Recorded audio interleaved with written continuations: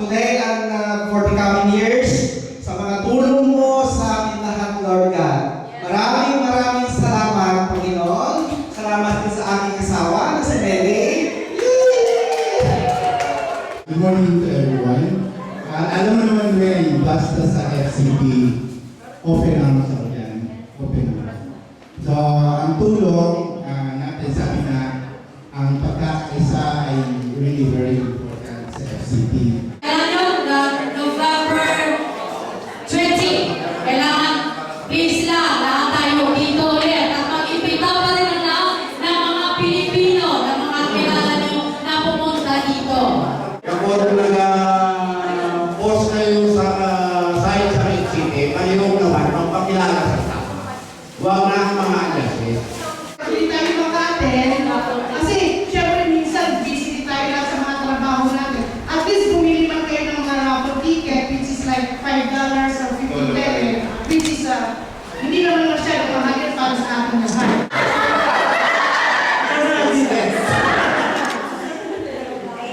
But then, yung pong case ninyo, supposedly talaga napapag-usapan ng mga tatihan. Sorry for everyone, lalo-lalo na sa inyo. At doon naman sa ating mga tatihan, hinay-hinay rin sa pagsagot at sa sabi ng pag-okay. Marami po tayong dapat himay-himay ng mga problema sa community.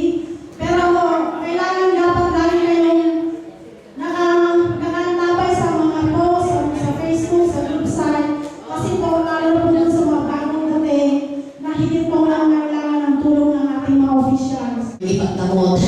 Nandito po yung aking mga kasamahan dito na every time po nasalihin ko, especially our external auditor, Ma'am Cynthia. Ganito. Wala po yan. Yes, ma'am.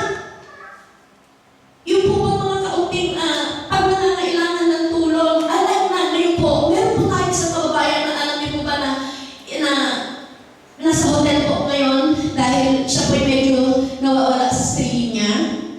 I am nothing without him. Hindi na ako sa Panginoon. Hanggang ako'y nakakatayo. Kaya yung minsan sabi nila, Ate Emma, like my brother, kumparing nila, laging sinasabi, Mars, hinay-hinay. Paano nga ba maghinay-hinay? Emma, kahit na lumilipas ang panahon, dapat na yung mga bagong dating siya ang magsulong. Hindi kami mga nalilipas ang panahon kayo. Dapat hindi yung pababa. Kaya natin nga kayo, pababa pa kayo. Dapat kayo. Kaya hindi kaya nasa namin yung $150, $250 hanggang sa lahat. Hindi yung bakit natin kayo magkakababa. Dito na naman sa dati. Huwag kang sa kayo kasi wala na ang trabaho rito. Hindi naman siya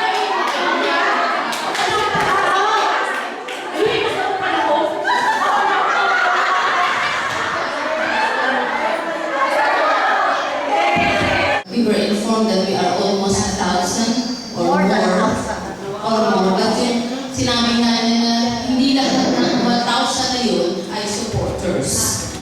You need to love your neighbor, even your enemies. We are going to do our celebration on September 17.